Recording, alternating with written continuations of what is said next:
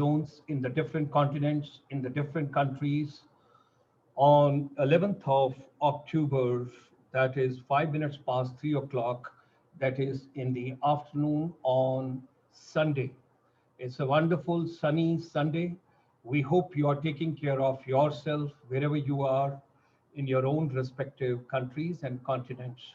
So, ladies and gentlemen, your health and your wellness is more important to us than anything else on this planet. Please take care of yourself the best possible way, and at the same time, take care of others as well. Those are associated with you directly, indirectly, your friends, your families, your neighbors, your community, all the people those are associated. This afternoon, every Sunday at 3 p.m. Indian Standard Time is dedicated to India ASEAN joint collaboration, relations, business opportunities, education. And during this pandemic, because we have dedicated the entire journey of the pandemic dedicated to making education relevant. So it's a global confluence of intellectuals, scholars from the world over, those have come on a common platform.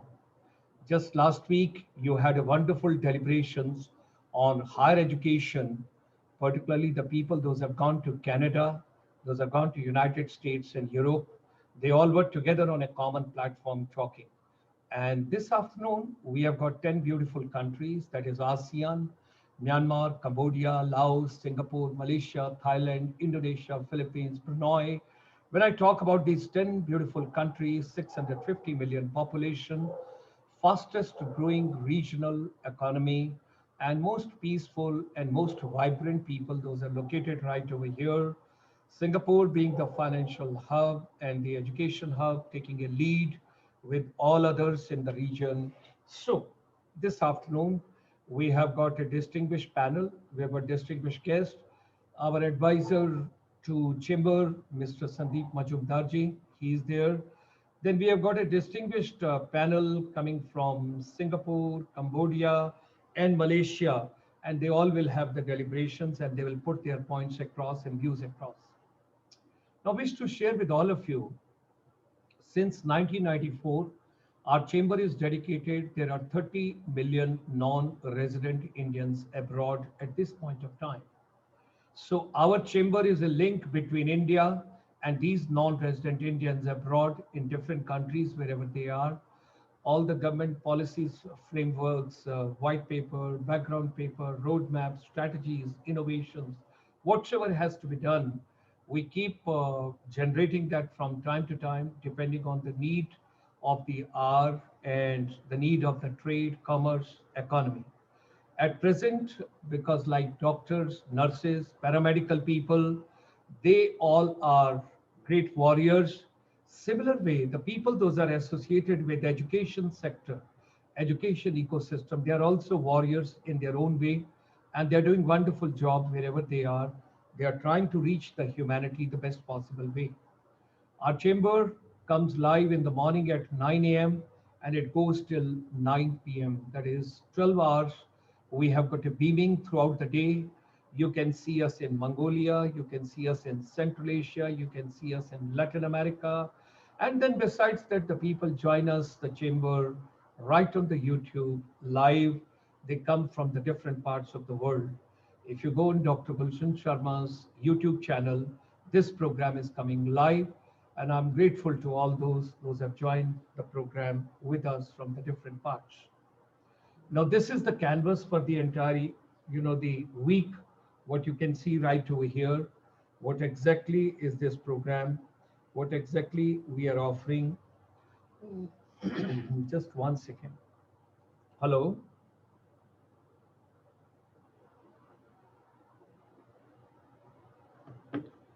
So, ladies and gentlemen, sorry. So this is a complete canvas which I wish to share with all of you. And we start on Monday, go to Tuesday, Wednesday, Thursday, Friday, Saturday, Sunday. So when we are talking about the entire series, Monday, Tuesday, Wednesday, Thursday, it is the youth empowerment strategies. Friday, Buddhism, that is the Buddha's teachings, basically for humanity. Then comes Saturday, that is 5 to 5:45 p.m., Swami Vivekananda's. And then Saturday evening, the second program that is for your health and wellness.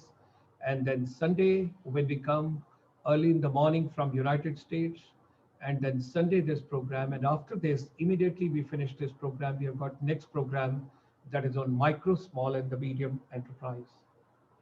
Ladies and gentlemen, this is the next program after this, which I was sharing with you. This is under the aegis of Ministry of Skill Development and Entrepreneurship, Government of India. So our chamber basically feels whatsoever human mind can conceive and believe it can achieve. Let's come together for making education relevant. Global confluence of educators, motivators, technocrats, counselors, wellness experts, corporate, government administrators, and decision makers from the world over. Now, the purpose of education, why somebody should go to school, why somebody should go to college, why somebody should acquire a particular skill. The ideal education is to remove the ignorance and to provide the desired knowledge and the competencies to every educator and the youth for the global peace. Ladies and gentlemen, our president based out of Thailand. Before him, the president was from United States. Before him, the president was from Singapore. Before that, the president. So like that, from since 1994, every 2 years, we have got the new president. That's the way. So Professor Paul Pornthep Sri Narula, he's the president of the International Chamber for Service Industry. He has got his own hospitality establishment, his own hotel in Bangkok. Dato Ramesh ji, he is the chairman of the ASEAN-India Business Council from Malaysia. He is the co-chairman of the ASEAN-India Business Council. He is currently the council member for the Malaysian Associated Indian Chamber of Commerce and Industry since 2013. So he's also very active with us every week. We have been joined this afternoon, this evening, early evening as far as India is concerned, by Mr. Mohammed Nazri bin Mud, President and CEO, MAICCI, MyFin Group Honorary Council, Republic of Cabo Verde, Singapore. Now, Mr. Nazri, he specializes in finance and cognitive analytics.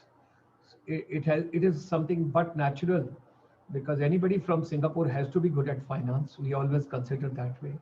So he holds the expertise and specialization in finance. Well, we understand that.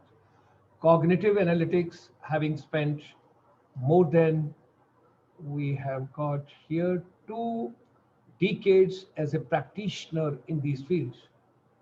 He has more than 20 years of experience in artificial intelligence. That is the buzzword nowadays, all of us we know.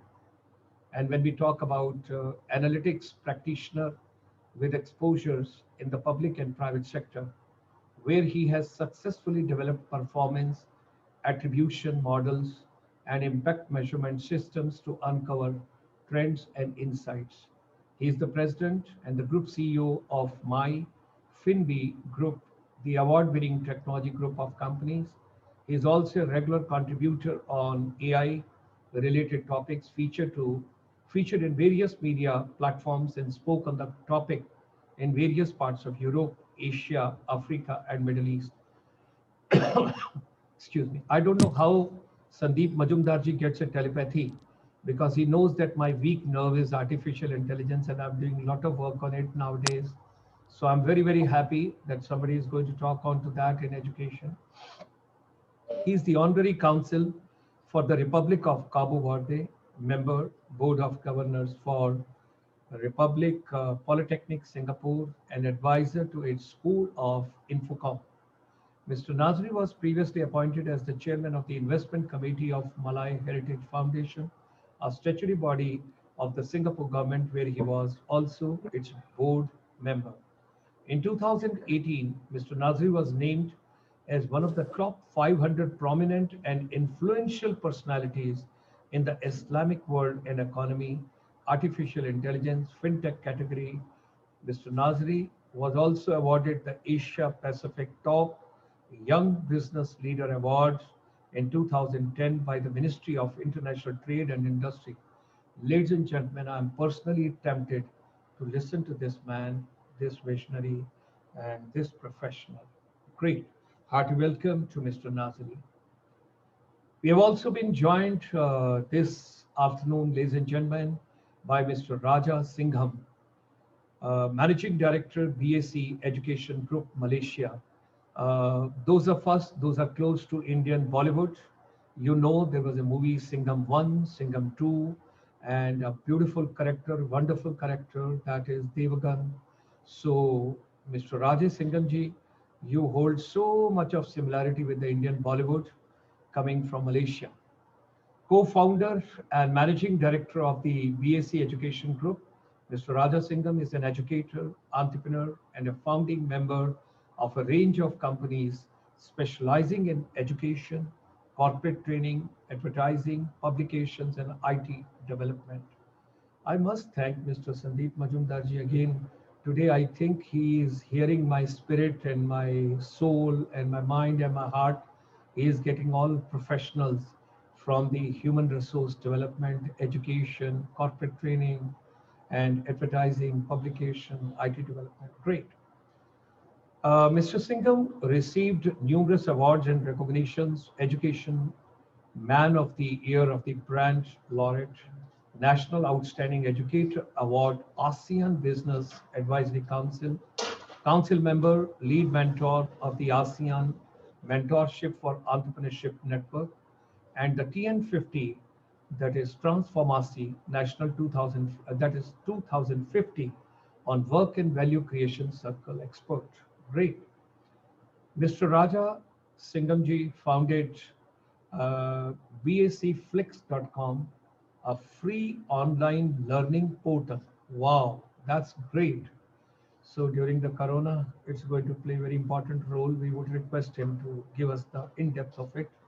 Project Deep, a RM 50 million program to reskill 10,000 Malaysians, other initiatives, and now dedicates most of his time supporting both Malaysian and international causes under the Make It Right movement umbrella, a collaborative partnership with over 250 social good entities that serve the region's most vulnerable communities in the following categories: education, children, women empowerment, special needs, health, public benefits, and even animal welfare, to name a few.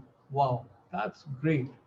So a lot of common threads we have got, and it's a treat, it's a pleasure to have Mr. Raja Singham, the Managing Director, BAC Education Group from Malaysia, this afternoon with us.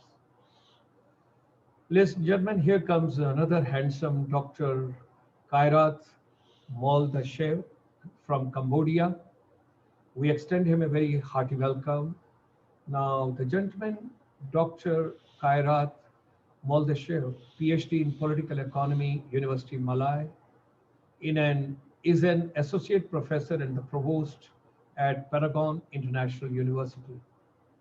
Dr. Kairat's research interest includes comparative regionalism with focus on Central European. Wow, that's very good. Because when I talk about Uzbekistan, Kazakhstan, Turkmenistan, and Kyrgyzstan, they are next to my heart: Central Asia, Eurasia, ASEAN and European Union, nation building, higher education research and research policy. He has published articles on comparative regionalism and other research areas in peer-reviewed journal, including the Journal of International Relations and Development, studies in higher education, and co-authored book chapters in Palgrave and Routledge edited volumes. He's also involved in research capacity building projects and conducts training on research methodology for young scholars and PhD students. Wow, that's great.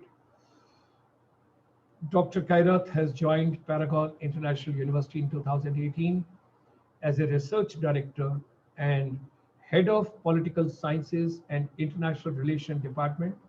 Since April 2019, he serves Paragon University as the provost and the vice rector for academic affairs. Hearty welcome to Dr. Kairat Moldashev. Okay. Ladies and gentlemen, we have also been joined by our advisor for the ASEAN region, Mr. Sandeep Majumdar, President of the Indian Chamber of Commerce, Cambodia.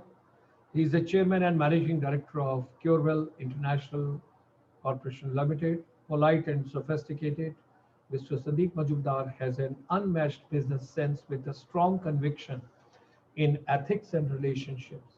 Business expansion has a meaning for him only if it is accompanied with the value and betterment of humanity. So, ladies and gentlemen, with these words, we extend a very hearty welcome to all our distinguished guests.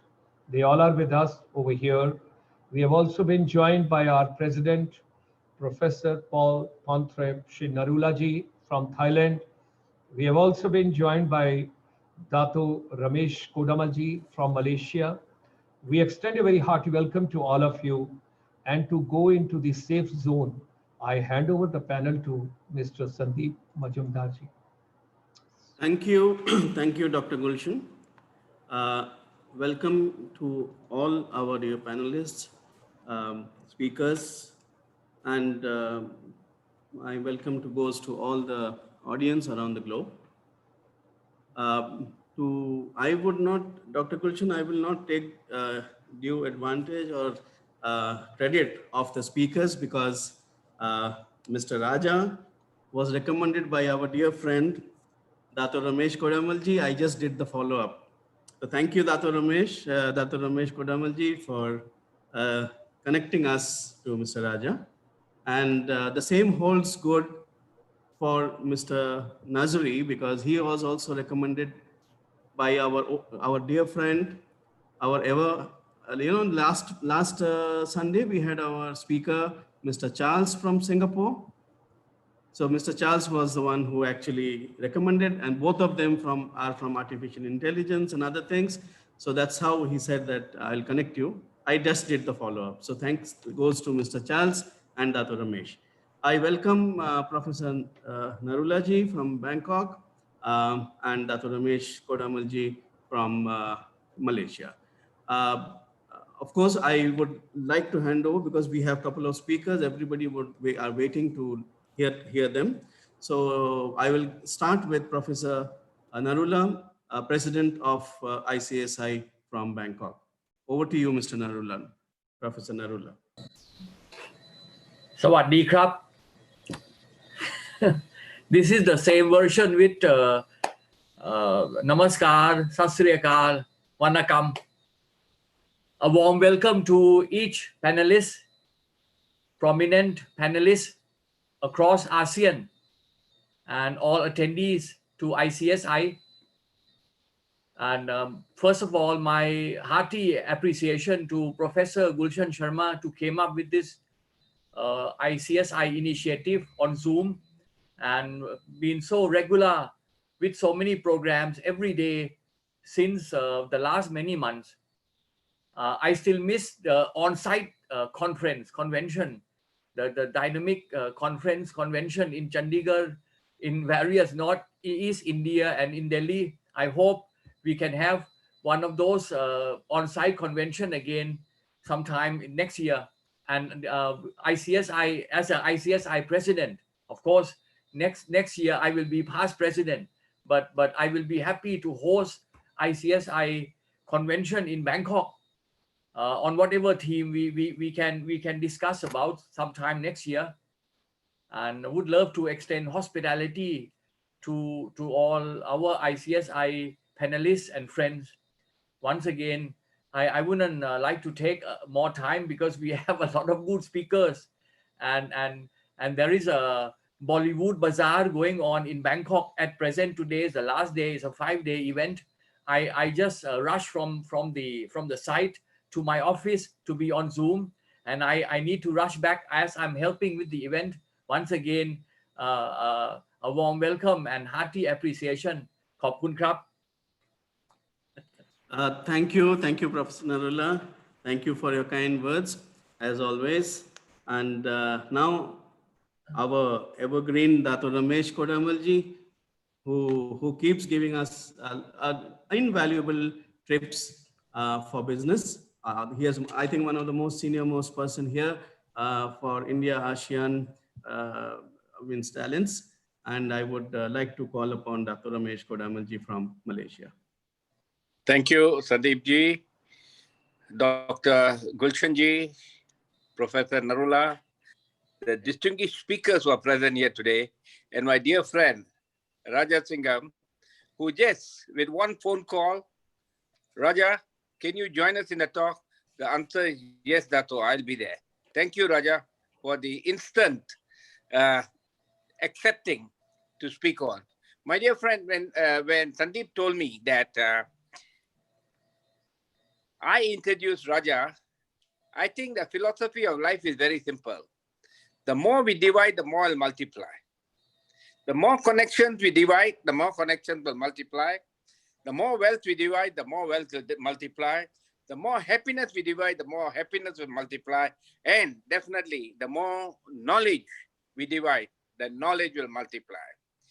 What I personally feel that Gulshan ji has been doing exactly the same. He has taken the platform to divide whatever he has accumulated from friends so that this message can be passed around to everyone around the world that we are all for you. What do you need from us? And especially in education, when we speak of education, education is from different levels. Education from the start till a person finishes his life, he is to be educated. But the system of education is only different. But I think that when we start off with education, we have to really look into the real principles on how to help the needy, to give them a platform to start off with education. While we have come to different levels, we'll get different supports taking us throughout our life. So we must not forget, we have to sow the seeds from the start. And my dear friend Raja, who is with you all, he has been doing a lot of help with the NGOs, helping them on the education platform. So I personally feel that we should also learn from others on how we can expand this help to the needy, where we can develop them in times of challenges like this, where we are having COVID-19, to take them on forward. I personally feel that whatever has been done for the last 200 or 210 sessions with Gulshan ji, it is marvelous. He has not only touched on education, he has touched on the religious platform of Buddhism, on the Bhagavad Gita, on startups, on MSME. So he has got a variety of events which has taken place, and all this definitely have been recorded. And I'm sure that Gulshan ji will be preparing a report on what he has done with all the speakers and how he can pass this information, which is so valuable to everyone to work on things from wherever they want. With that, I would not like to take too much of time. Gulshan ji, once again, thumbs up. I hope that we'll move forward. Hope that we'll meet again next week, God willing, with some other wonderful speakers as we move on the ASEAN agenda. And to all the speakers, have a wonderful day. And your input, which you are going to give us today, is going to be something very valuable, and we will treasure it. Thank you, Sandeep. Go ahead. Yeah. Thank you, Dato Ramesh Kodammal ji. Yes, what you said is absolutely right. When you share your knowledge, your wealth, your experience, it multiplies. So I have a couple of people in mind whom I'll be taking the knowledge and other things. Me and Dr. Gulshan will be there in the line in the first queue when you are sharing your wealth. So me and Dr. Gulshan will be there for you. Thank you. Thank you. Okay. Now, yes, you are right. I was probably thinking of requesting, you have done it already. If all the speakers who have been on our platform, on the webinars, with these last few months, if that can be compiled, business-wise, the religion one and all, it would be lovely for all the viewers who have missed out some webinar or some series. So that is one thing which definitely would be very useful to all of us. Sandeep Majumdar ji, before we start, in a very polite, very humble way, I would like to submit to Dato Ramesh sir that I am not deliberating anything related to any religion. The thing is, we have brought Buddhism, Srimad Bhagavad Gita, Upanishad, Swami Vivekanand. We have brought everything from their philosophical point of view related to education and youth empowerment. Because Absolutely. I must clarify that, because people may not misunderstand me globally, that Right. somewhere I'm related to any particular religion. I'm not promoting over here, and I'm not linking with any religion. I'm for Point. everybody. That's what I would like to humbly submit to Dato Ramesh sir. Yes, yes. Yeah, Point well thank taken. you. Thank you, Yes. Gulshan. Gulshan ji, I Yes, sir. think we have already heard you clearly. Thank you, It's sir. Thank you, sir. only where we are promoting this Education. particular platform for education. Yes, sir. And when you look at it, there are so many areas Yes, within sir. the religions which we have, which we can Absolutely. move forward and promote education. Not to Yes, worry, sir. I think Thank the you, sir. listeners around the world have already understood and they are very clear about it. I think Thank you, 200 sir. webinars, I think that information has already gone. We are Thank you, very sir. neutral. We are not Thank you, speaking of sir. religion. Not to Thank you, worry. sir. Thank you, sir. Absolutely. Thank you, sir. Absolutely right. Absolutely right. Just for the preference for the viewers who have joined later, we were having an informal discussion with our distinguished speakers today, just before we went live. And for the benefit of the global audience, I would like to reiterate that today's purpose of today's webinar is important, because we want to see a cooperation between India and ASEAN in the educational platform. And whatever strengths are there within the region, ASEAN as such, and India, as we all know, is also in education, holds a very high platform globally. So we would like to share the strengths, like Singapore, Malaysia, all these countries have very good educational universities, systems, and India also has the same. So we want to share our strengths with others, and whatever is missing between the, say, ASEAN countries, we would like to share that with them, so that each country becomes more like India example. As we all know, in Bollywood, in cinema, is the second after Hollywood in India. Is I think Mr. Najri was telling about Amitabh Bachchan and all. So we can probably share. We have universities who are teaching all this, so that can be brought into ASEAN. We have India is known for IT. We can share IT wherever there is a deficiency. So this way we will try to learn from Singapore, from Malaysia, from Thailand, from Vietnam, all countries, and we will share our experience. Now, since we are already in Malaysia, rather than traveling to other countries, I would like to invite our today's speaker from Malaysia, Mr. Raja Singham. I was speaking to him yesterday, and I was very happy to hear the fabulous work that he is doing in promoting free education to children all over the globe. I probably thought it is for Malaysian citizen, and I asked him, if you may remember, Mr. Raja, yesterday, that is it only for Malaysian citizens or is it open for all?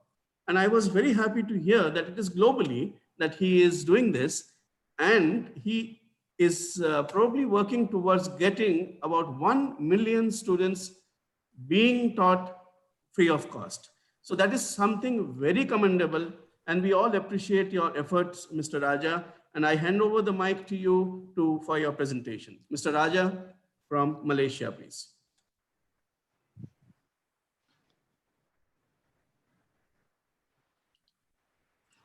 Mr. Raja, are you there?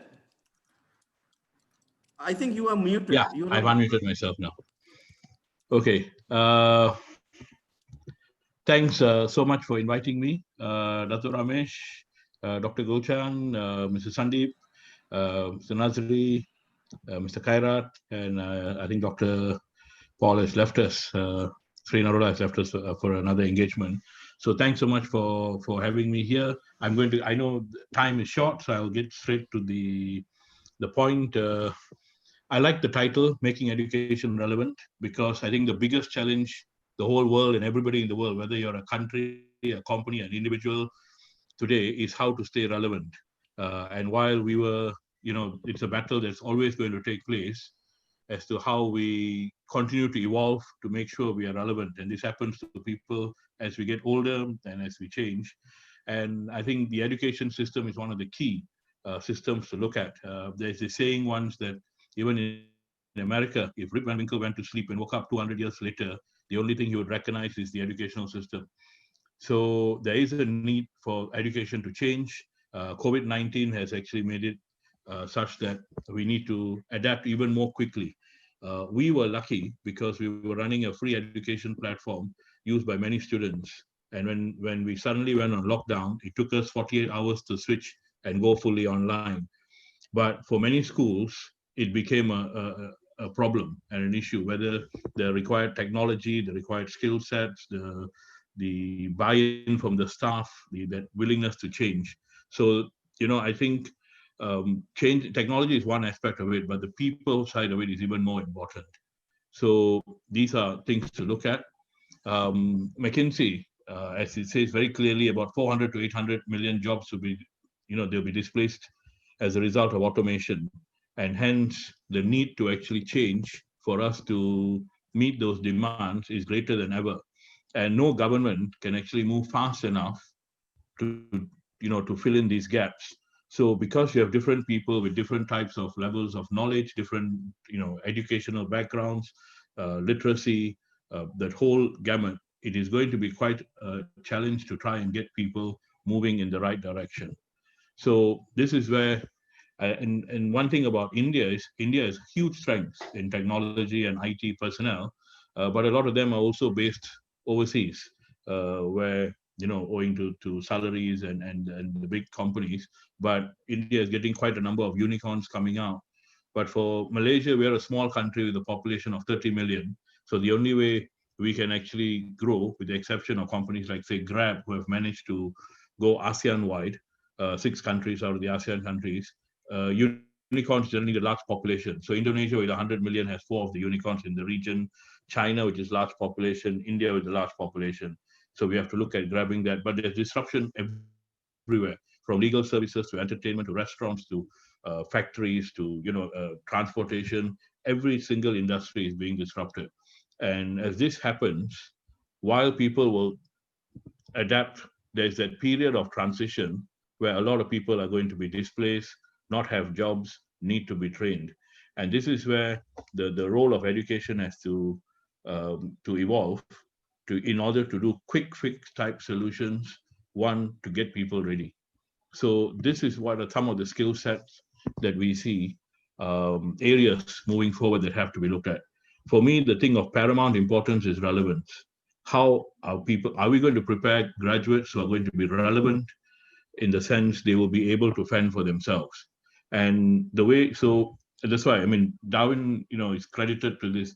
It's not the strongest nor the most intelligent of species that will survive, but the one most adaptable to change. And one of the things we're trying to push, because everybody wants status quo, everybody is content where they are. People don't want to sometimes push the boundaries. And for this, I can do no better than quote Gandhi, in the sense, live as if we'll die tomorrow, but learn as if we'll live forever. So the key thing is people have to continuously learn. And an education system now should not be about teaching people as it has been in the past. And even now, because of regulators, the authorities, the mindsets, and sometimes even those teaching, that refusal to change because we've been doing it that way for 30, 40 years. We have to prepare our kids now to learn on their own. They have to actually be empowered. So fast-track skill acquisition is going to be paramount. The ability to quickly learn new skills, to quickly develop. So to find an area like, okay, I want to learn programming, and how to dissect what are the aspects that I've got to learn, and then be able to learn that very quickly through focused methods, and then switch to something else. For example, negotiation, or even presentations, whatever it is. But fast-track skill acquisition is going to be crucial to be developed while they are learning things like degrees. And there should be much less emphasis on memorizing, which all our education systems in ASEAN, in India, and even globally are somehow, the majority of them are victims of this, where people have given things to learn. They have to learn these things or the learning outcomes, and then they have to reproduce these in sort of standardized exams. And because this has been there for so long, it has been very difficult to get rid of it. And creativity is sometimes, even if you wanted to be creative. So one of the things we are doing is to now, almost side by side, start to create, to reduce the standardized memory type exams where we can, because we are the largest law school in Malaysia. And unfortunately for law, you still have standardized exams for the professional exams, which are outside our power or jurisdiction, so to speak. But in the areas where there is less control, we are trying to become a lot more creative. So I don't subscribe to the thing that you don't need degrees. I think the idea of doing a degree is good, but I think the degrees have to be severely updated in how they teach people, and I think the focus should be equally on getting that degree, but at the same time building competencies. So I always tell people, list the competencies you have now as of today, whether it's playing the guitar, it doesn't matter, whether it's, programming, building a website, speaking Mandarin, or, for that matter, you list all the competencies you have at whatever age you are, 50, and say, you'll sometimes be surprised that we have been 50 years on a planet and we only have about 8 things that we can do. And when people list this, they actually get quite stunned. And then I start telling them, make a list of all the things you want to learn. I've got a list of things I want to learn on my phone, which I've listed. And every time I've got some free time, I'll try and say, okay, for this month, maybe I'll learn how to play the ukulele. Or the next month, I'll say, okay, maybe now I'll learn how to use a particular software. But the idea is to keep moving and understand that we all have, it's got to be lifelong learning. The old days where you studied medicine and were a doctor for 40 years, or law and a lawyer for 40 years, or accounting and accountant for 40 years, it's gone. There's a convergence of fields. So if you look at something like bioengineering, it's a convergence of your, biology, your medical world, the digital world, and 3D printing, 3 fields in one. But traditionally, if you went and told a doctor, I want you to study 3D printing, he would think you were mad, because he wouldn't see it as part of the knowledge that he would need to learn. So today, lawyers have to be familiar with artificial intelligence. So we've actually now tied up with, as a first law school, to tie up with IBM, because of IBM Watson, to look at teaching AI to our students. We are looking at blockchain as well. So in a lot of tie-ups, we are trying to get, legal technology has been brought in as a subject in our law degree. Even business skills has been brought in as a subject in the law degree. We need to move and get people to start looking beyond. So these are some of the key things. We're trying to say, push to be relevant, build competencies, become a lifelong learner, and everybody's got to create a personalized education. And what we need to do is teach our, not teach, but facilitate the ability for them to become motivated learners and to pick up things very quickly. And standard parts are gone. This is the ecosystem we have, which is a range of colleges. We have the largest law school, the oldest creative communications, where we do things like mass comm, journalism, broadcasting, all of that. Veritas is an online university where we have made it the world's first paid forward university. So basically, for every fee-paying student, another student who is from a disadvantaged community studies for free.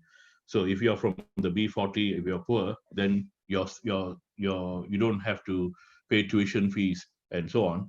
And those who pay tuition fees also pay only half the standard fee. So it's a very we wanted to try a social enterprise university. That was the thought behind it. So if we could build and get more and more students. So it's everything we do is about ultimately providing access to education.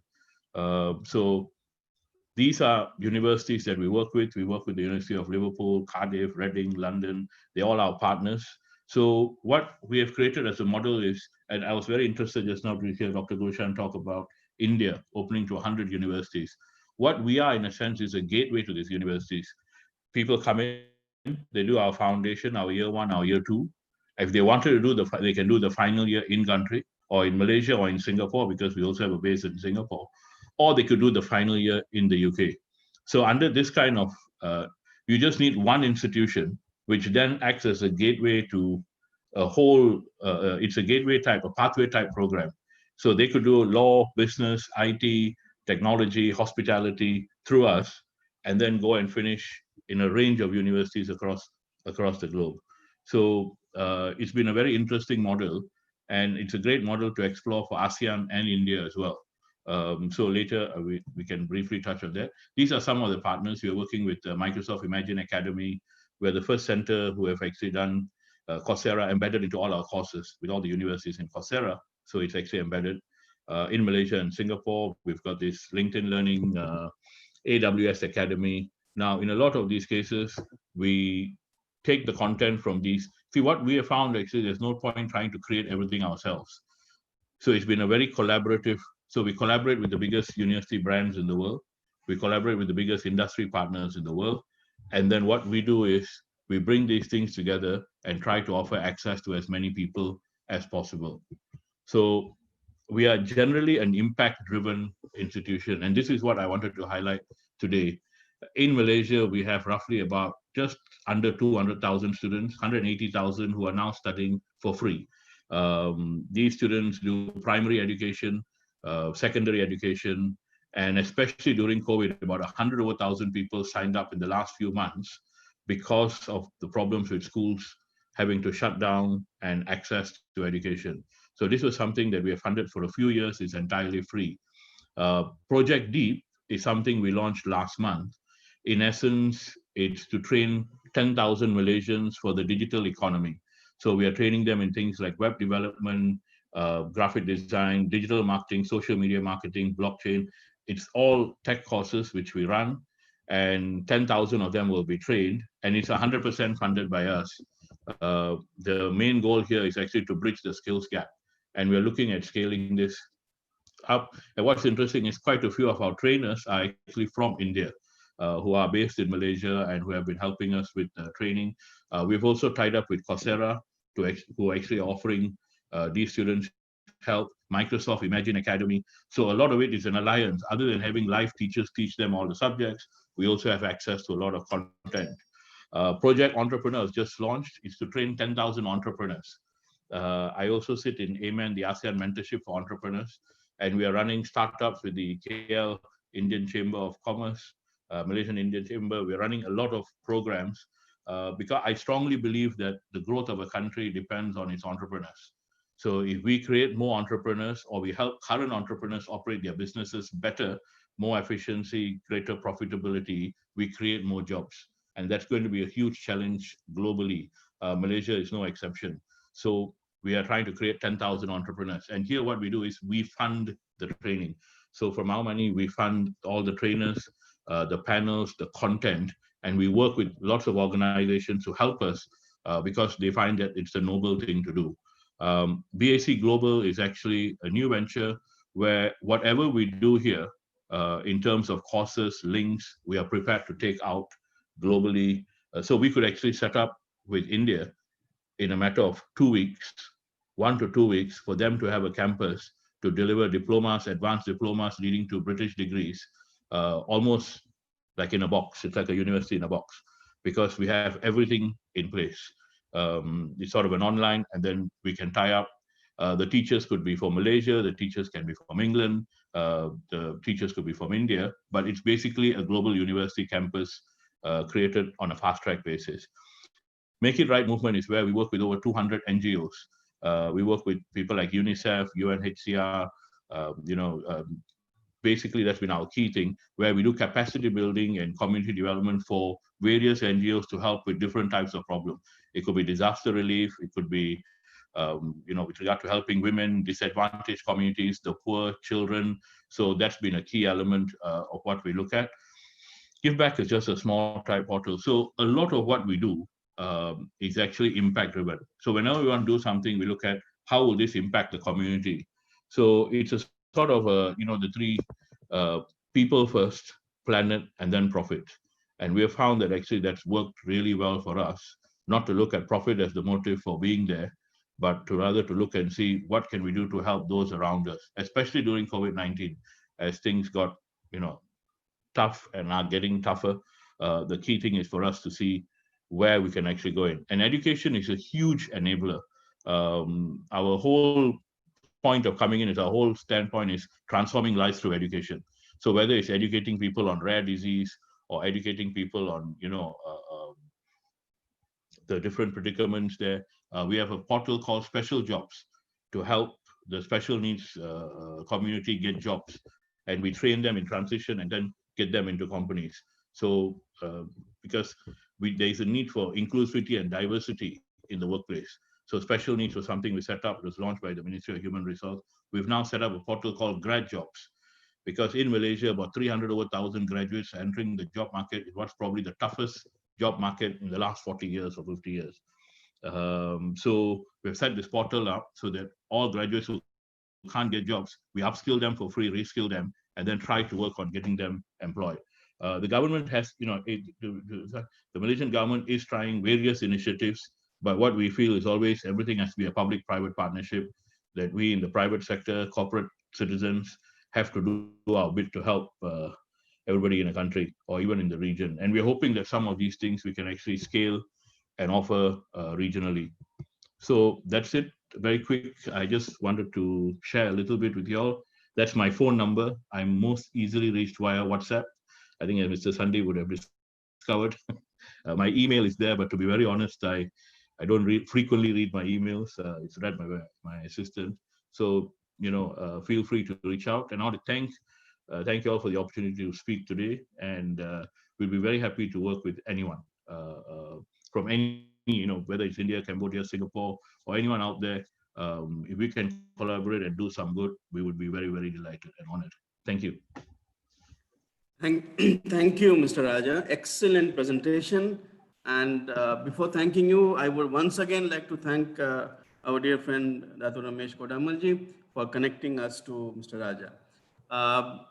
And I envy the place that you are sitting. Mr. Raja seems to be in a beach, very beautiful atmosphere. And I'm thankful that even if you are probably on your holidays, you have made your time to be on the webinar today. I think there is a lot of takes from what you presented, and a couple of things probably is a food for thought for us, me and Dr. Gulshan and Dato Ramesh Kodammal. The one which you said that India and Malaysia, ASEAN can cooperate. That is something which probably we can, and you said it's 1 to 2 weeks campus that we can probably work upon. So that is something which I would like to discuss with Dr. Gulshan Sharma and to see how to promote this within India and Malaysia for that matter. The other point which you have shown, 400 to 800 million jobs being probably shelved off due to automation, is something which we all are aware, but and everybody I think has to get prepared themselves for that. Yes, fast track learning, what you said, is definitely something which one should do. Now, I don't know, I would request all the viewers, this is something which is very interesting that you are doing 100,000, 200,000 students being taught free, and you have a target of 1 million. I don't know how, Dr. Gulshan, we can cooperate and see how this can be done. And yes, please. Yes, Dr. Gulshan. If Dato Ramesh, first of all, thank you very much, Mr. Raja Singham. It was wonderful. It was a treat. And I think for all these weeks, I was looking forward to this particular panel discussion, what we have initiated today. Yes. My soul, my spirit, my mind, my heart, I've been requesting Dato Ramesh that I'm totally convinced, having seen all the seasons on this planet at the age of 74, now today I realize it is education and education and education, meaningful education, desirable education, need of the hour education can only bring peace, prosperity, growth, humanity to a development process, all of us together. And I'm so grateful to him that today he brought this particular session. Now, there are a couple of takes, there are a couple of questions. If Dato Ramesh ji and Raja Singham ji is staying back for a little more time to listen to Mr. Nazari and to Dr. Kairat, then we take on the questions later. But if you want to leave, then I take on the questions. Now, choice is yours. I leave it entirely up to you. How would you like to go by? We'll wait. We'll be here. Dr. Gulshan, Dr. Gulshan, it is better. It's better that they all listen to each other, because at the end of the session, we are going to share how Singapore can help Laos, or how Cambodia can help. So let them all listen to each other. That would be very nice. Sir, I come from tourism and hospitality background. I got to see the convenience of my client. No. Okay. I got to check up. I have taken his 1.5 hours today, so he is booked with us. You have got a 50% reply. You haven't got remaining 50% reply from Dato Ramesh sir. I think let everyone speak, and then the questions can come in. Thank you. So that Thank you. it can find out what's actually. Thank you. Because I just thought that let me see the convenience of everybody. Okay, Yeah, please go ahead now. Please go ahead, Majumdar sir. Right. So yes, yeah, probably I understand because you are in a tourist place, so maybe that's why he requested. Okay, so very nice. Thank you once again. Thank you once again, Mr. Raja. And you have so many things. You know, definitely we would like to meet up with you and plan this out well. And I would like to now call upon Mr. Nazri from Singapore, President and CEO of MAICCI Group. Mr. Nazri, over to you. Thank you very much, moderator, Mr. Sandeep. And I must say that I'm feel very welcome by the warmth and the hospitality extended by the organizer. So I would like to take the opportunity to also thank the distinguished panelists for sharing their insights thus far, which I've learned quite a bit. My angle today, it's about aligning the education, curriculum, contents, and the job exposure with AI being so relevant in today's workforce. I'll be talking in basically 3 themes. Yeah? First one is the gaps that I see in the education system. Second would be the type of AI technology that is needed to equip each and every student without even knowing programming or coding. What sort of exposure can they get and yet being value adding to the employers, i.e. the workforce. So it's all about career mobility. It's about democratizing AI to make sure that everybody can own, develop, and implement AI for their respective organizations without even learning coding and programming. So this is a new way of doing things these days, yeah? And the third part is a program called the Future Ready Graduates Program that we feel will be very important to collaborate with various public and private organizations. And this is the context of my presentation. We all know that every public and private universities are impacted in financial and non-financial terms, yeah? So every university that we come across, and that's more than 50 in the region that we work with, have income reduced by at least 20 to 30%, either due to fallen intake, either due to fallen courses, either due to fallen fees. So they have to innovate themselves to re-engineer, redesign their education model. And not just that, they are faced with a double whammy of making sure that curriculum and syllabus must be very relevant. Okay, so 60% of each institution comprise of very, I would say, outdated lecturers or teachers who are not well imbued with the knowledge of technology or technology disruption. This is something not just being seen in any countries, but in Singapore, we are experiencing that. So aging population, fallen student intakes, right? Relevance of your current staff or teachers workforce, right? Need to be, basically, they need to upgrade themselves very, very quickly. And that create a lot of stress in COVID times, yeah? So universities have to drive innovation more rapidly than before. And they have to basically improve in which area? In terms of personalized learning and personalized teaching. I think Raja was mentioning that earlier. Personalized education is the next way forward. And you can't do it manually. You have to do it using smart technology like artificial intelligence, which will show you a quick demonstration and view of what is behind all this innovation, yeah? And how to manage their cost structure, because universities are faced with lots of infrastructure costs, a lot of fixed costs, yeah? And how to ensure that curriculum is relevant and ensure, more importantly, is that the graduates can be getting the jobs in times of crisis and move from job to job through reskilling activities. So very quickly, I don't intend to elaborate too much on the COVID situation, but we all know that it could be a very, very drastic situation that could happen in certain countries or in certain institutions, right? Whereby there could be peaks and valleys, okay? Where suddenly there's a lot of repeat but smaller waves of infection, or it could be a scenario 2 where there's a slow, gradual improvement before a larger wave actually appeared. So it affected certain countries there. And 3 is that it picks up a little bit, then it dies down slowly.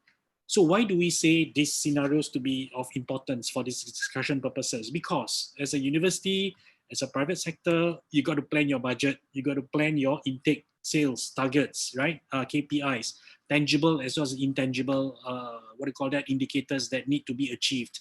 Okay, so this is where, depending on the scenarios, we cannot be caught with our pants down. We have to be very, very clear and very, very well-versed with 3 scenarios. So I urge everyone, before we continue the discussion, always be aware of the scenarios so that your financial, your resources, your planning does not go awry, does not go out of whack. Yeah.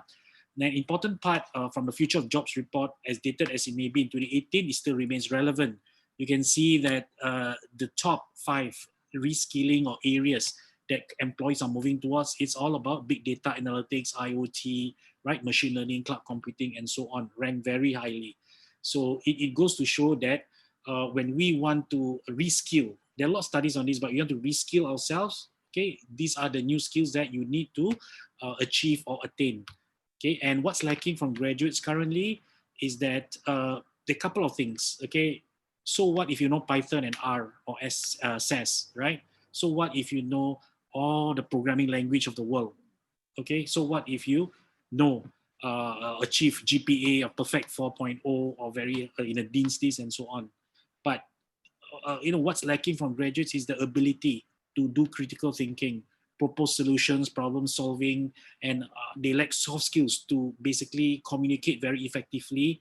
And when we interviewed many programmers, right, we find that they are very good technically, but when faced with a scenario or situation or case study, they may not be able to solve it naturally, right? Because you're a fresh grad, you don't have experience, right? You are new. So a lot of your knowledge is theoretical. Even with the internships that you get, you still don't have enough impetus or trajectory to be able to solve problems. And unfortunately, this is how employees look at. In tough times like this, there are 5 things that employees look at directly or indirectly, whether you're very seasoned professional or whether you're a fresh grad, indirectly or directly, I want to know, if I'm the employer, whether you can help me boost my revenue, directly or indirectly, whether you can identify risks, operational risk, credit risk, market risk, management risk, right, structural risk that forms part of your job, such that I can avoid any compliance or cyclical issues, right, affecting me. I would like you as a candidate, as an employee, to solve complex problems. And I would like you, as much as it is tough for a fresh grad, to find ways to do things efficiently and hence lower the cost. And if you join a startup, how can you contribute to higher valuation for my company with your technical or strategic skills? So therein lies a disparity between what employers want in COVID times and then what is lacking and what employees or candidates want. So the question here is, have the universities and the schools prepared us for that, have prepared the youth for that? So again, alignment is needed. You look at it from 3 perspectives: parents, care, and concern about the well-being, career, future of their children. Are they going to survive in this post-COVID era? Right? For students, they need to stay motivated. They are now saddled. Are they going to be a Grab or Uber driver all their life after graduating for a medical degree or from a management degree? Are you going to do a gig economy type of business? Are you going to stay on employed and then take on more experiences or challenges, right, in problem solving and all that? And educators, we all know that every educator is faced with at least 80% of admin work and how to deal with rising expectations amid the disruption. The statistics that I explained to you earlier, it reflects that. So a lot of them are above the age of 55 years old, and they are not in the industry as much as they should, and they are dealing with all this massive disruption that happens every week. So what's lacking in most programs today, right, is actually to prepare them to be future ready for IR 4.0. And how do you do that? Okay, we all know there are 3 components, right? The study part, which is the academic part, the portfolio part, and the workforce. We believe that for a student, for you, for graduate to be future ready, they need to have personalized learning and guidance throughout the university. They must have a system or an approach where their weaknesses and strengths, okay, are identified. Their strengths are accentuated, their weaknesses are custom-made to come up with some form of intervention program. And then while that is being done, they need to have the portfolio. Portfolio cannot be, you cannot be interning to a job that requires to do admin, filing, or accounting, or things that are manual based, right? you got to have involvement in something that the industry needs, something that can do the 5 things that were mentioned earlier: save costs, reduce risk, increase revenue, and so on and so forth. And of course, before you enter the workforce, you must have a personalized career competency roadmap, okay, a mentorship, connectivity, network, and so on. So herein lies the solution whereby personalized learning is key while they are still studying. And I'm not talking about after they go to the workforce, right? I'm referring to when they are studying. Using academic and non-academic scoring, you can basically identify their strengths and weaknesses. You identify their social emotional learning matrix. You identify or you facilitate teacher and student engagement digitally. You create automatically a personalized learning roadmap between student number 1 to student number 10,000. So 10,000 students can have their own personalized learning roadmap based on per subject, per course, per program, and per topic. You can drill down to that, not using manual approach, but using an AI-driven approach. Look at their personality, look at the thinking process, and so on. So what do we mean by AI in this case? So AI is not a dashboard, AI is not a matrix, AI is not a chatbot that basically answers what time your center opens or closes. AI, from weak to moderate to strong, talks about how they can identify, describe a student's performance, benchmark percentile analysis in words. Then it can explain the causality and the correlation between the student's performance and that of the cohort or the population. Okay, and level 3, when it starts to get moderate to strong, AI must be able to predict the future of that student, map out the probability of that student achieving a certain score or failing because of certain variables that are closely associated with him or her. Okay, and then AI must be strong enough to recommend automatically what are the intervention or measures to address the weaknesses of the student. And then last but not least is that AI must be smart enough and efficient enough to monitor the outcome. A teacher or lecturer can only do so much, right? When you have 50, 500 students. But when you have a technology like this, you take into account on the left side, structured data, on the right side, the unstructured data like social media publication, right? Assignments, white papers, and journals. All these can be processed into a report. So to give you an example of how millions of students can have their own personalized learning journey, this is just one example of a faculty where after you upload or API the academic and non-academic information of a student, you can immediately look at their overall academic overview that is automatically generated by the system in narrative text, their learning mindset based on social emotional learning as an excerpt, their career mindset. So if you are a university student, you get to have an aspect of how the context of how you perform, your interest level, your knowledge level per subject that you're taking, per module. Okay, and then it comes out with a short, medium, and long-term action plan on how to address your learning deficiencies or accentuate or augment your learning strength. So it's just not about dumping a student to learn or pass grades, but you must look at their interest level versus their competency level. Okay, and then look at their career suitability. I may not like tax, even though it's part of my accounting, but I like audit. So AI can pull not only your own personality, but pull news about the industry on a day-to-day basis and connect mentors to you, like a Grab or Uber of a marketplace for each student to have their own personalized mentor. So this is how AI can be used. Exposure is key. So it's not just about specializing in one field. There are many McKinsey studies that talk about how across function, people have to reskill. If you are in marketing, you have to learn sales. If you're in sales, you have to learn HR. If you're in HR, you have to learn operations. So how do we help youths achieve career mobility and stay relevant? This was the word that keeps on appearing, right? Relevant. Okay, we have a program called the Future Ready Graduates Program, FRG. And this is the basis or the driver for collaboration with the chamber, with the partners, okay, panelists and so on, and various universities, okay, to prepare them for, with the right mindset, skill set, portfolio beyond what the university is offering. So there'll be digital mentoring and coaching on 8 key areas on how to deal with AI-based applications, not mind mapping anymore, but speed mapping, connecting the dots, right? Research, not just a linear-based research, but matrix-based research, and connecting the dots and how to do customer user. That means put customers in front. So when we preparing graduates, it's not just about the technical skills, but putting customers in front and how they solve it. Okay, and there are 8 key benefits of this. I'm reaching to the last few of my slides. 8 key benefits. Every student will be able to be involved in 5 AI types of projects.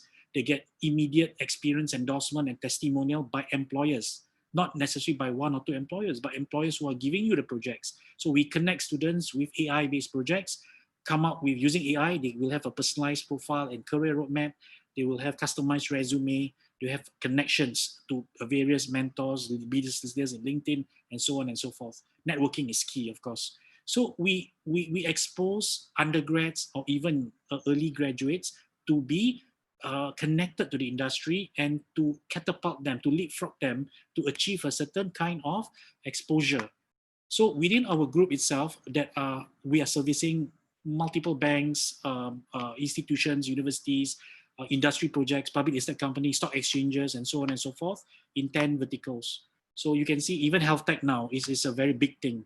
So a student can be exposed not just in 1 or 2, but up to 5 that will make their portfolio very, very palatable and marketable.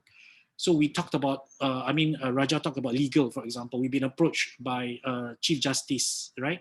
And a former Chief Justices to create what you call a robo-judge, the one called Jen. So it's an AI to go through tons and tons of legal documents and then come up with the probability of you being sentenced or your case being rejected. So this is what the industry want. The court registrar wanted that.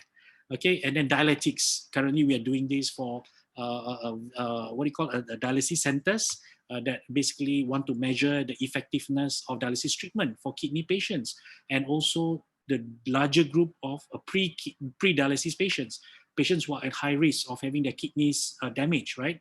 So there are amazing things that the industry wants, which I'm so excited and so passionate to connect these to students, to youth who may not have been exposed to all this, but these are real things that people want. So from healthcare to to healthcare, to human capital, to even policymakers.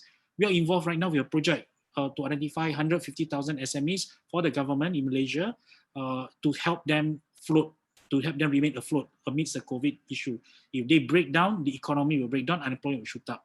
So these 150,000 SMEs are belonging to 5 industry verticals like manufacturing, retail, logistics, agriculture, and so on. So imagine having students be exposed to projects like this. And we're also involved in projects in South Africa where they are being groomed, okay, to identify how to do the underwriting of SMEs that need funding in various industries. Okay, and we believe in making sure the impact is felt. So it's not just on paper, but the projects are impacted in a way that you impact the beneficiaries and you get testimonial, you get endorsement, you get exposure, and even potential employment, right? For such a fantastic job that they will be, producing. So in short, partnerships are welcome to create greater impact to society. My point that I want to make is that there have been improvements in the last 10 years in the education sector around the world, especially in Asia, in ASEAN. Okay, but there are current gaps that we need to address, exacerbated by the issues of COVID. So we must be able to link curriculum to portfolios, to industry pain points, and how we solve it. Students must be able to be exposed to real challenges and using analytics and smart technology to address them. The question here is, how do you equip them with those skills? Are they left behind too far? Do you need to learn programming? Do they need to learn coding? Another for 2 to 3 years to learn coding before they can have an impact? So that is something you need to think. You know, nowadays, without learning coding, just know logic building, you can build an AI expert system. So the FRG program, the Future Ready Graduate Program, could be integrated and harmonized into existing uni programs for a win-win outcome. And we look forward to working with each and every one of you here listening in, as well as the distinguished panelists and the chamber. Thank you very much. This is my contact number. If you believe that we can make an impact together in the areas of AI, exposures, right, job opportunities, and AI ventures, please contact me. My WhatsApp, I'm similar to Raja. I don't check my emails that often, but my WhatsApp is buzzing 24/7. So thank you so much, everyone. Thank you for the opportunity. Thank you, Mr. Nazri. I'm sure we couldn't have anything better than what we have witnessed with our speakers today. Dr. Gulshan, for him, I think education and tourism are key focus areas, and I'm sure he'll be extremely happy to have our distinguished speakers today who have given us such a beautiful presentation, which is really thought-provoking. And I thank you, Mr. Najri, for this beautiful presentation, very professional presentation. And of course, we are all unhappy with this COVID, that we are not able to travel or we are not able to get back to our job. But I feel that in this difficult time also, because of COVID, we have got this opportunity of getting introduced to people like you, all the distinguished speakers. Otherwise, we probably would not have met. Thanks to the COVID that we are on webinar and we are getting introduced to each other. And that is lovely. We have made so many new friends, new professionals, and there is so much to learn from all of you. So I thank you once again, Mr. Najri, for your excellent presentation. Thank you so much for the opportunity. Yep. Pleasure having you. And thanks again. I know our friend, Mr. Charles, is also there viewing this event. And I would like to thank him for introducing me, you to all of us. Now, he sent a wonderful message also in between. Okay. Good. Yeah. Okay, good. Excellent. I'm extremely happy. Now, shall we move on to our last speaker? We'll close this presentation. Yes. Yes, presentation you can close, and we come back to our hometown, back to Cambodia after a short trip to Thailand, Malaysia, Singapore. So I'm back to Cambodia now. I would request Dr. Kairat Moldasev, Associate Professor Prof from the Paragon International University, to please give his presentation. Over to you, Dr. Kairat. Good evening, everyone. I don't have a slide, but I did my preparations. I did my homework. Mr. Sandeep approached me, so we did some talk about today's presentation. So first of all, thank you very much, Dr. Gulshan, other distinguished guests, panelists, Dr. Ramesh, Mr. Raja, Ms. Nazi, very excellent presentations. And yeah, I'm very grateful for being part of this live seminar. And in my case, so yesterday I had, so it was mostly about ASEAN and India. So as told by Mr. Sandeep, I did my dinner in a Namaste restaurant in Phnom Penh. So I had my dinner there. So I was well prepared. And so we are here at Paragon International University. So you can see here the logo. And this is very young university, established 10 years ago, but we're already known here in Cambodia as a quality education provider. And we go a little different way. We don't have many students. It's around 800 maybe, like the numbers are changing. We're graduating and others, but it's around 800 students. So let's say our banking and finance students, we have around 30 in each batch producing. But those students, like we emphasize a lot on quality. So let's say our banking and finance department, students usually start working from the 4th year or even some at junior year. We do not cut their classes, but they study in the evenings, in weekends, but they start working in many banks and other places for salary. There are two reasons for that. First of all, like we offer a lot of scholarships to be more inclusive. You know that Cambodia previously was this developed country. Now it's developing quite, in the last 10 years, was developing very high till that COVID. But now I think there is a little bit of maybe contraction. There is different forecast for Cambodian economy, but it was growing very fast and it's still growing. And there is a huge need for human resources. So this university was established to address this need for human resources in Cambodia. And we offer a lot of scholarships to smart students, especially, and we provide them environment. We bring very diverse instructors to our university. So myself, I'm not Cambodian. I came from Central Asia. We have instructors from Europe, US, from Malaysia, from different places. Our head of banking department, for example, is a Malaysian CFA, chartered financial analysts. So we have quite diversity. And now, because we serve very little number of students, but provide very high quality education to some extent, because of the COVID, we also started this, like Mr. Raja case, about education. Now we are launching Paragon Open, which will be platform, Coursera type courses made in Cambodia, but we cannot compete with the global platforms in terms of courses. But what we do, we will provide more customized for local markets. So with the Khmer subtitles or purely in Khmer language. So that's what we are doing now, what we're investing in a local Paragon Open, more like open to public online education. But of course, we will keep our traditional style, like degree style education.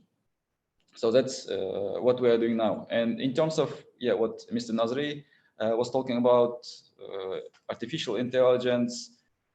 From the very beginning, this university started with their own learning management system. We didn't rely on the Blackboard or some other like well-known platforms. We started our own, and we have a team of developers, and trying to come up with also system which can be used by other universities here. And it's in our plans for the next year to introduce some artificial intelligence components there. So I think this conversation will be very helpful to get these networks to continue on this. So most probably we'll contact, it's definitely I will contact today panelists about some questions, maybe with some maybe possible collaboration in future. And in terms of ASEAN Cambodia, so as mentioned before, like here, there is a fast-growing economy. I think Mr. Sandeep, we all can see, like you are for many years here. How was it before, like some 10 years ago, and how it's now? But we have this gap of human resources. As a provost, one of my biggest concern, because we hire professors, we hire instructors. So one of the biggest challenges is finding instructors, is finding professors. So in that way, like I think India, especially Malaysia, Singapore, they have this human resources, especially in terms of ICT. The India long before started investment in ICT education, and now you are reaping the fruits of this investment. So I think this is one possible collaboration when ASEAN countries, especially those countries like Cambodia, Vietnam, Laos, those countries can benefit from ASEAN-India cooperation to breach or to close to some extent this gap in ICT education. Maybe by we have some mobility, we have some faculty mobility, we have some student mobility, but I think at this stage, especially for these countries like Cambodia, Laos, and others, we need to improve. We need to maybe increase the level of this mobility. So more people coming, let's say, from India in terms of maybe as instructors, as consultants. Also, in case of Cambodian universities, for example, we work with some French institutions. What we can offer is a more, let's say, doing business in Southeast Asia courses, or doing business in Cambodia short courses. We have some French institutions sending their students here, like on a bachelor, master level. They come here and they stay here for 2-3 months. It's usually 1 month. We offer them some coursework, introductory, on doing business in Cambodia and doing business in the region in Southeast Asia. And another 2 months, they do internship with the companies here, Cambodian companies. So this helps a lot in terms of not only just students get to know, but when I interviewed those students, French students, why you come to Cambodia? Like, it's a very long journey. It was like the last batch came in February 2019. And while they were doing internship in companies, the COVID started, and many of them, they flew back to France. But now we expect another batch coming, because here in Cambodia, we don't have COVID like internally. everyone is caught in airports. So that's, and our schools now open, universities are like, we are,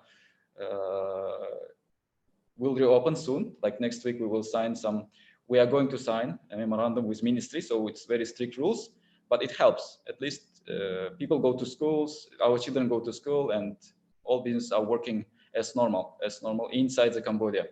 So we're expecting another batch of French students. So why they come here? So what I heard from them is that they say, we will come to Cambodia, we will learn about, let's say, doing business in Cambodia, we will know about the regional market, ASEAN market, we'll go back, it will be easier for us to get jobs in those companies which cater Asian markets.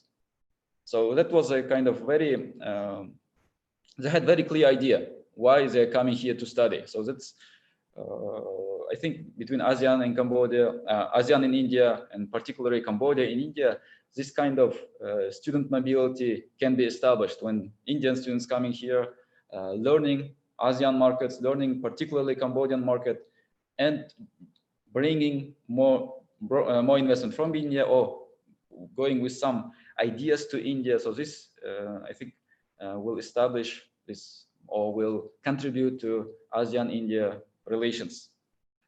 And so these are kind of, I don't want to take much of the time. So these are 2 points that I wanted to emphasize.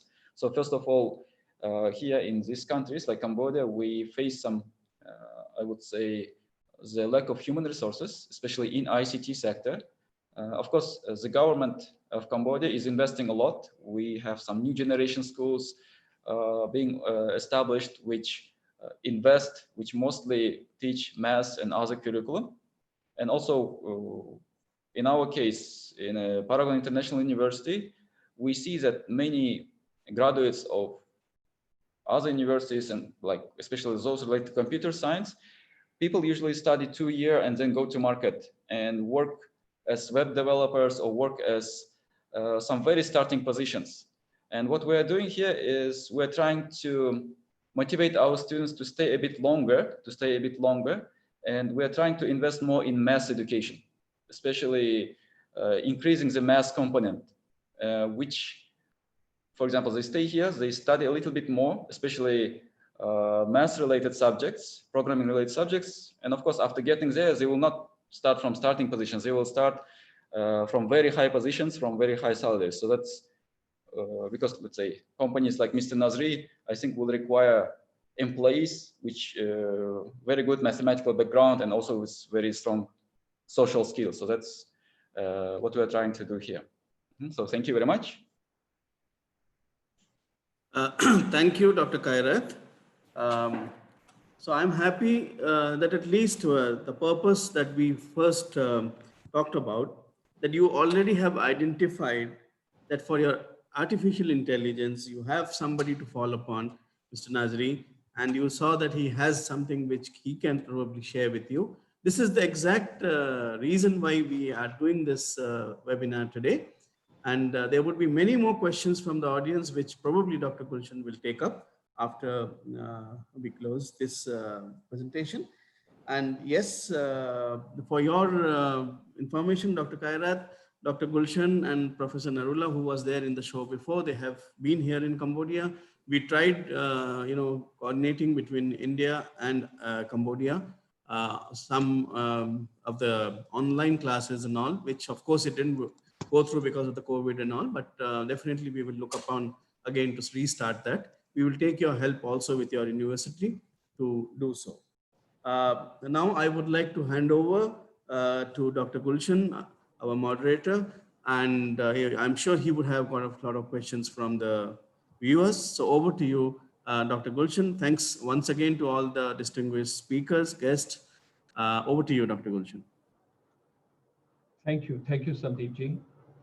Now, first of all, ladies and gentlemen, my deep gratitudes and thanks to Dato Ramesh Kodammal ji, because nothing could have been better than my dream project coming through today with the ASEAN.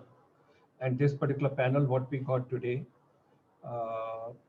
it's something is very, very meaningful what we have deliberated today.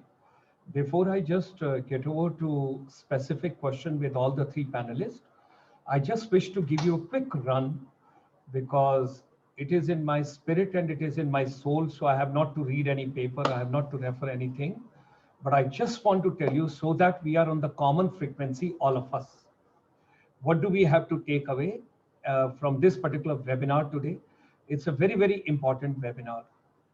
Now, India and ASEAN relations, when we want to take it to next stage, what could be the pillars? What could be the strong foundations which can help the entire process for that matter?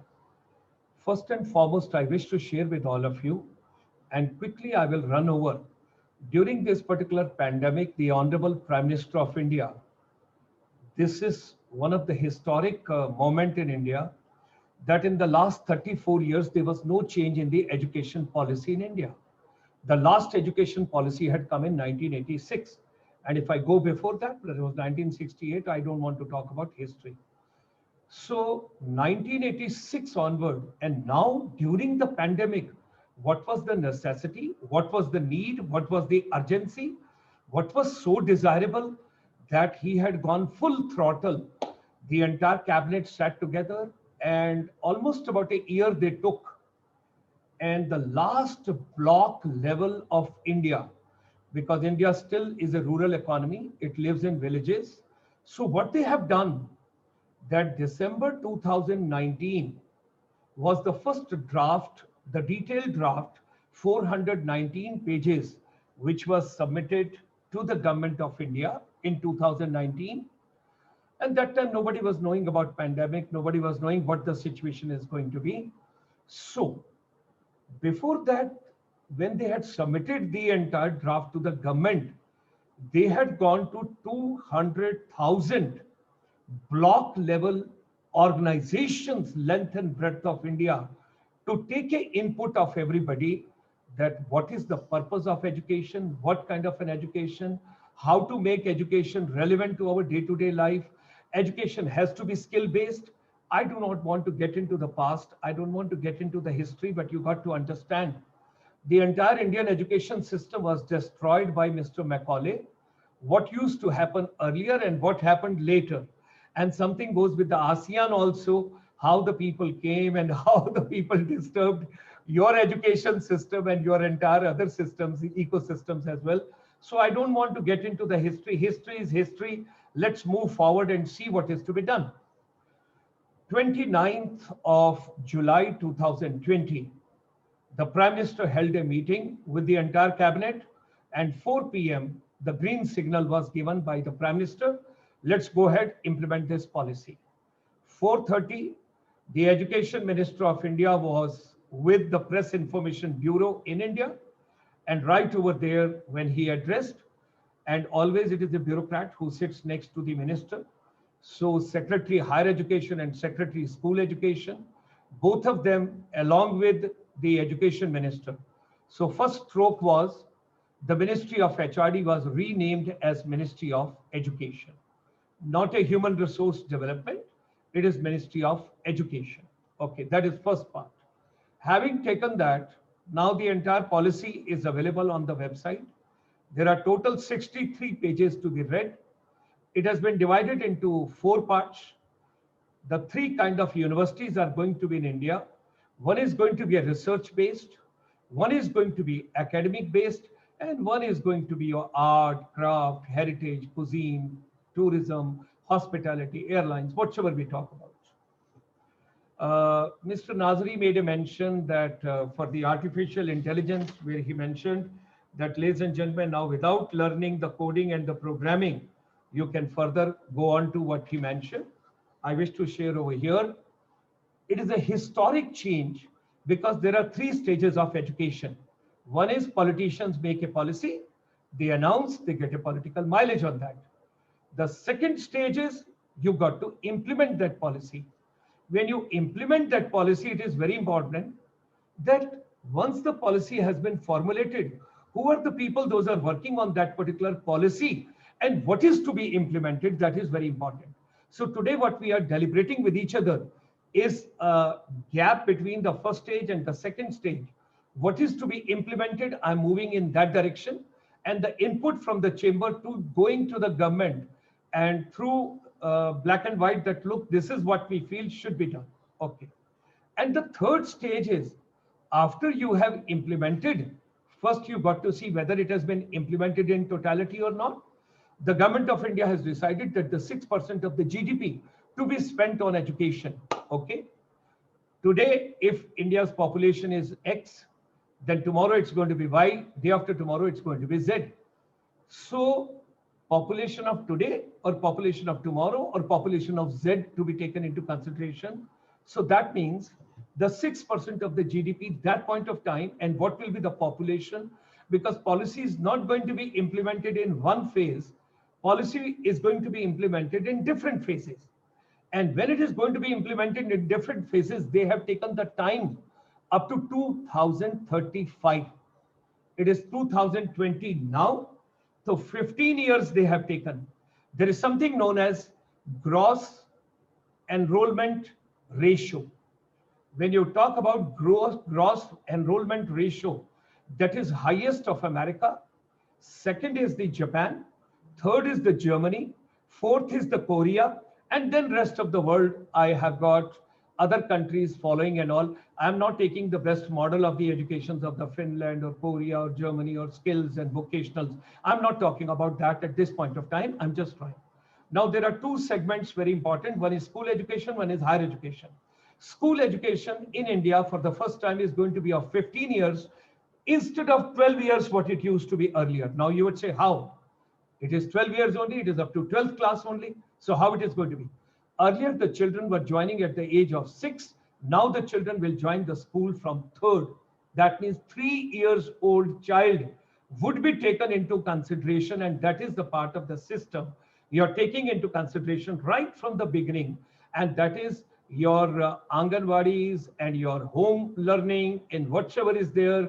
And right from the age, the child coming over there. So school education, when I'm talking about 6th standard onward, there is going to be a coding coming up in the school education. In the 6th class, there will be a coding. And children will start going to factories, to the corporate houses, to the industry from the 6th standard onwards. Another thing, all compartments have been removed in India now with the new education policy. No arts, no commerce, no science. Sorry, all are together. The science student can take music, the commerce student can take textile designing, and art student can take a biology. It depends on what is your passion. Follow your passion as your profession, as your skill, as your competencies. So that is going to be done away with. That is, I'm talking about school education. Now let's come to higher education. University education is going to be having a new model now. If you want to leave college after 1 year, you get certificate. If you want to leave college after 2 years, you get diploma. If you want to leave college after 3 years, you get degree. Okay, fine. You want to become a teacher? Now there is a 4-year program instead of 1-year program. You cannot do B.Ed in India now. You cannot become a teacher because it has been found psychographically and intellectually that the entire system revolves around in the ecosystem teacher empowerment. That is very important. Unless you do not have good teachers and trainers, so-called, you cannot improve your education system. So the B.Ed, that means to become a teacher in a layman's language, now you have to do 4 years program to become a teacher in India. Coming to the next stage, you want to do your PhD. You want to become doctorate. If you want to become PhD, you want to do your doctorate. So with graduation, you have got 1 more year. That means 4 years of your degree program at the college level. And after 4 years, there is no MPhil. You go straightway for your PhD. So these are some new changes which are coming up. Now, this new education policy was conceived, perceived, everything when nobody was knowing that the COVID-19 is on the way and the coronavirus is coming. And the world over, when 1.86 billion children are away from school, colleges, institutions at this point of time, what was to come in India in the next 10 years, it has come like a tsunami in 6 months. And every teacher has has been compelled now. You've got to learn how to teach online, blended learning, flipped learning, outside classroom learning, whatever you want to tell it. So education will never ever get back to the mode where it used to be in January and February.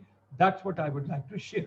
Now coming to second scenario, which is very alarming and very important for all of us to understand wherever we are.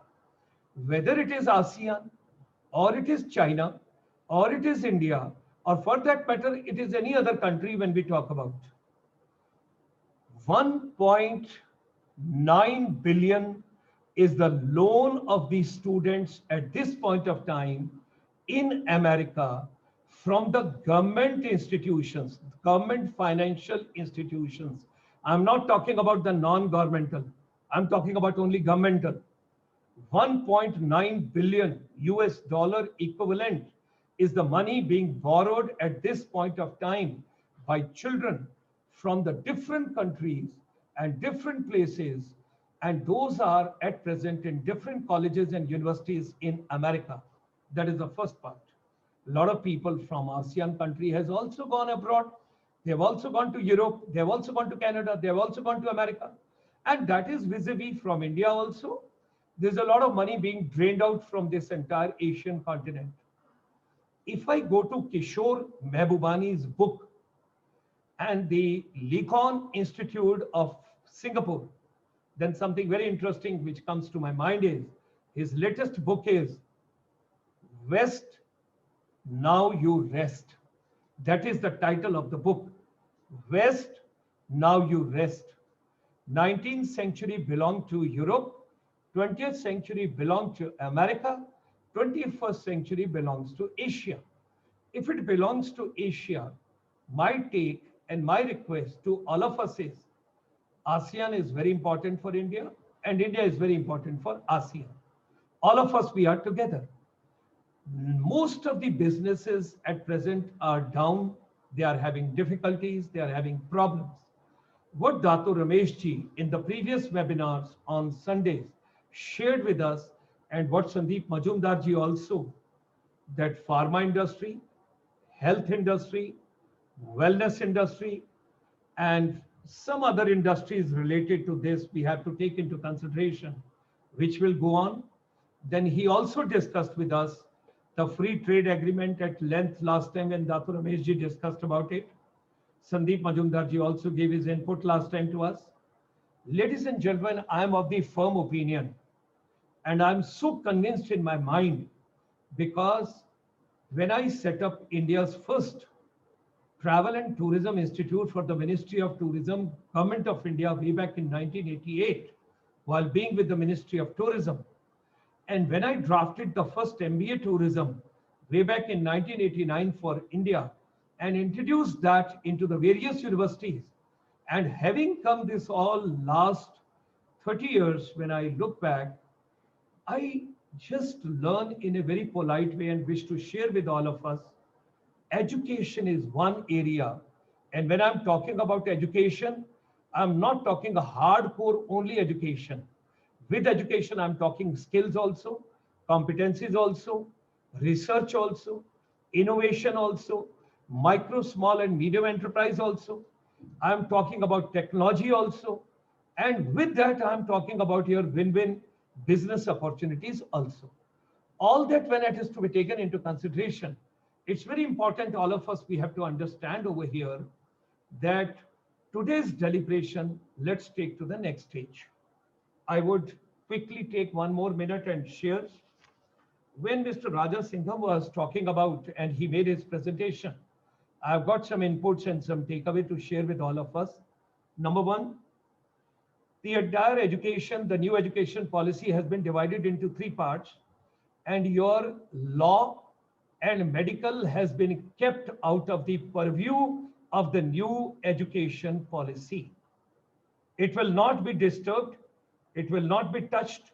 So the law education and medical education, they both are out of the purview of the normal process, procedure of the new education policy. That means the Bar Council of India and the Medical Council of India, They play very important role for all future linkages and whatsoever has to be done in permutation, combination, collaborations, what all is to be done, the law and the medical is out of the purview. So that is first part which I would like to share. Number two, you were talking about digital economy and some programs you discussed over there. I have got a small request to make to you. Let us organize with your prestigious organization a day program, maybe half a day program, maybe 3 hours program, which is basically to understand what all is being done by your organization at this point of time and what could be the takeaways from there, keeping in perspective the new education policy and India ASEAN roadmap ahead. If we organize 3 hours program from our chamber with your institution, with your organization, you talked about Coursera, you talked about Microsoft Academy, and there was something very interesting you mentioned about project entrepreneur. That is something very important. There are no jobs in future. Let's not disillusion. Let's not play with the emotion of the young generation. There are no jobs. So they got to go into the startups, stand-ups. They got to become entrepreneurs. So it is something very important I would like to share. And there I take something from Mr. Nazari also. Very interesting. I would like to blend it right over here only. He mentioned about SMEs in Singapore.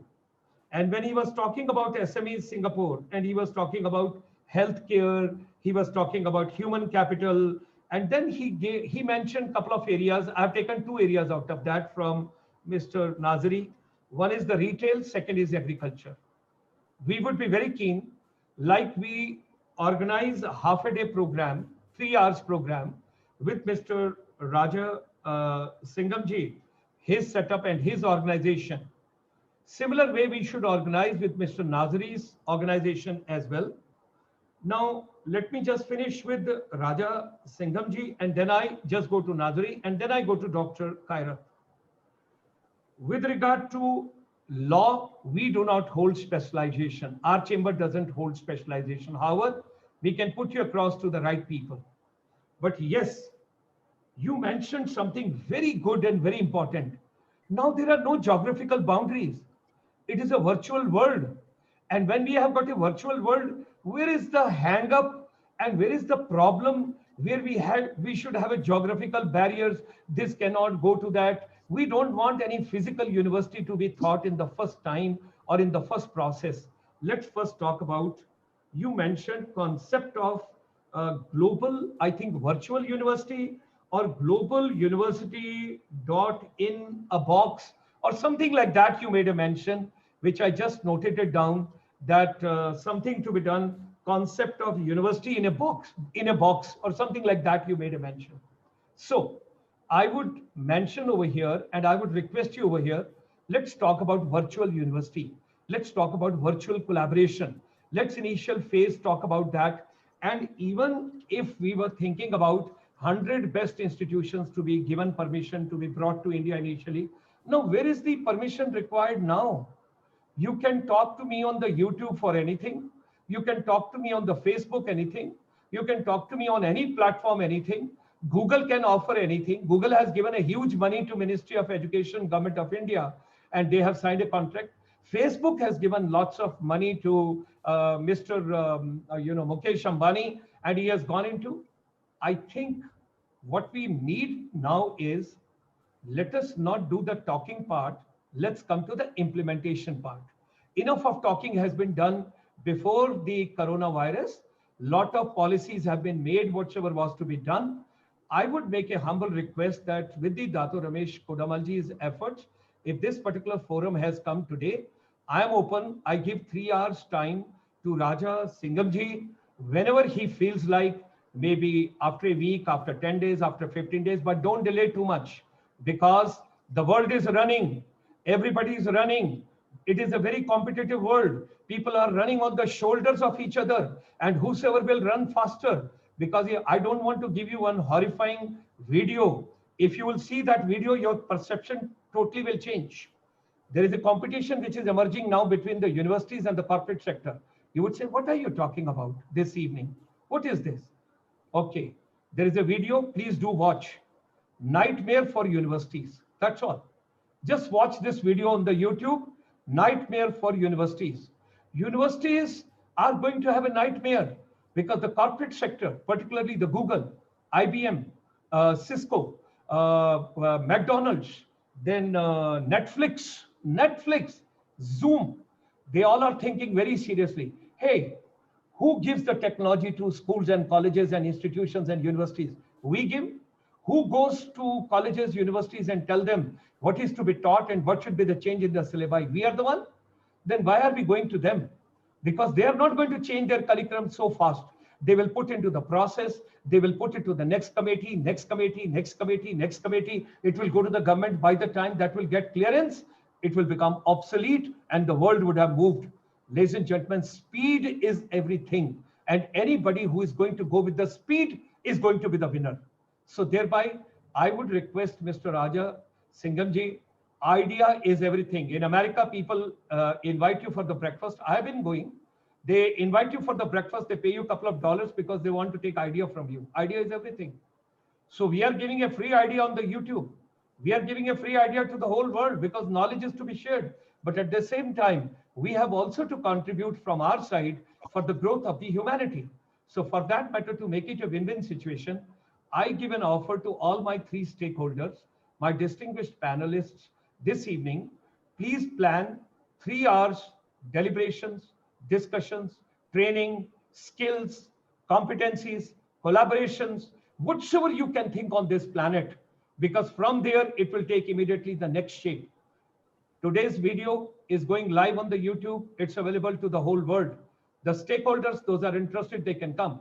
200,000 people, those are getting across from the world over in the various permutation combinations in a way, because our presidents, those are with me on the Facebook, they have opened their watch parties and they have opened their platforms and all, they're watching this program and they're seeing this particular program.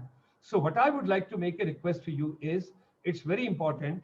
So I think I have discussed with regard to Raja Singamji, I've already discussed. So half a day program, project entrepreneur, we would be very keen because there are no jobs in future. And whatever we are teaching today, it may become obsolete and obsolescent. Nobody knows what is being taught today, whether it will hold any relevance in future or not. New jobs will come, new strategies will come, new combinations will come, everything will be there. So I would request you on that. Think about global virtual university. Think about the concept of your university in a box. And we should go for half a day program with you from Malaysia. I would be very keen. Now coming to Singapore. Singapore, I would like to share with you the Singapore ambassador who has gone back from India, back to Singapore now. And the new ambassador has come in Delhi.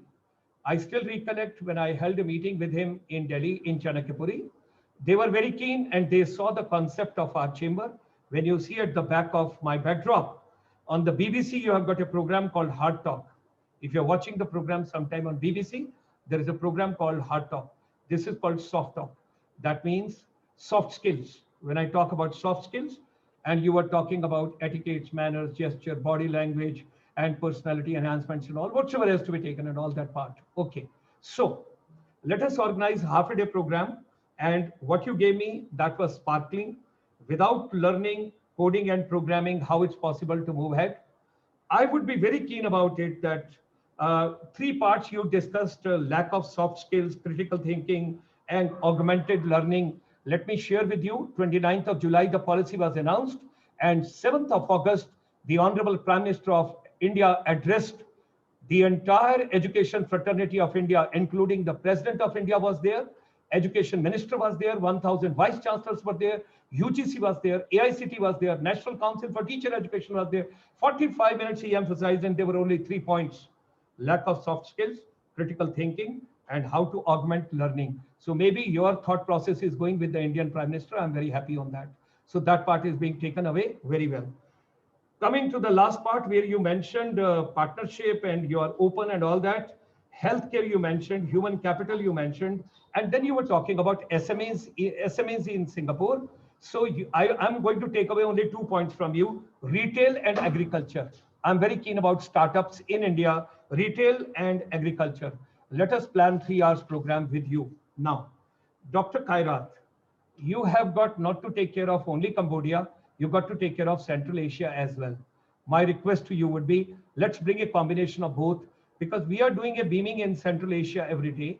We have got a lot of people over there in Central Asia. Our chamber is the first chamber in India which has set up a finishing school for service industry way back in 1994. And when I'm talking about finishing school, it's a hard skill, it's a soft skill, and it's everything. I've got 4:57. I've got the next program at 5 o'clock, 3 minutes.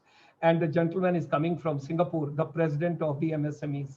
Okay, so with that, ladies and gentlemen, banking and finance you mentioned, Kairat sir. I do not know, is it only banking and finance you have got, or you have got other programs also? If you've got other programs, we will be very happy. You talked about faculty, crunch is always there. You're taking from Malaysia, Singapore, India, and all the places.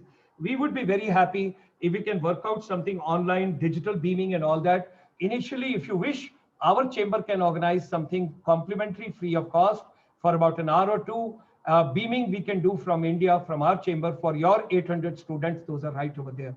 With these words, ladies and gentlemen, Sandeep ji, today we are running short of time. We will give 1 minute to Dato Ramesh ji to close the session, because these were just a takeaways, because I have to go for the next session. And Right. Dato Ramesh sir, hand over to you, sir. Thank you, Gulshanji. I think you have explained everything very clearly. And one thing which I follow, which is often Sure. said, Aaj kare to ab. If you want to do it today, do it now. It's no point waiting. And to my dear friend Raja, who has given such wonderful input, Raja, I think what Mr. Gulshanji has told us, let's work together and see what we can do to take this agenda forward in education. And to the other speakers, Mr. Nazri from Singapore, I think you have given very good input. We really accept it. I think Singapore being a trading nation, I think the platform for SMEs can be shared, not only with India, but with all ASEAN members, so that we can take a take from it and move forward. And to our dear speaker, Doctor from Cambodia, I think your input is good. I too would like to learn some Cambodian language, like what you said, we should learn all languages within ASEAN. I think within ASEAN, we should have a special study of languages. In Malaysia, we can speak Bahasa Malaysia, Singapore, understand that. English can be spoken in Philippines, Indonesia, Singapore. Thai, I think in Thai, we can learn something on Thailand, which is, again, related to Cambodia, Laos. I think these are good things which you have suggested. I think let's work on this. And thank you very much for all the input. Gulshan, once again, till we meet again next week, we'll plan out and come forward with other good things. Thank you. My deepest regards and thanks to our fellow panelists. My deep thanks to Sandeep Majumdar ji, and deepest regards and thanks to Dato Ramesh Kodammal ji.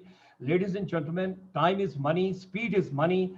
Anybody who's moving fast, you will win the race, because things are moving very, very fast. And let's not sleep in the COVID-19. I tell the whole universe, COVID-19 and coronavirus is the most opportune time, because in every difficulty, every crisis is an opportunity lying for all of us. Let's move ahead, all of us together. Thank you.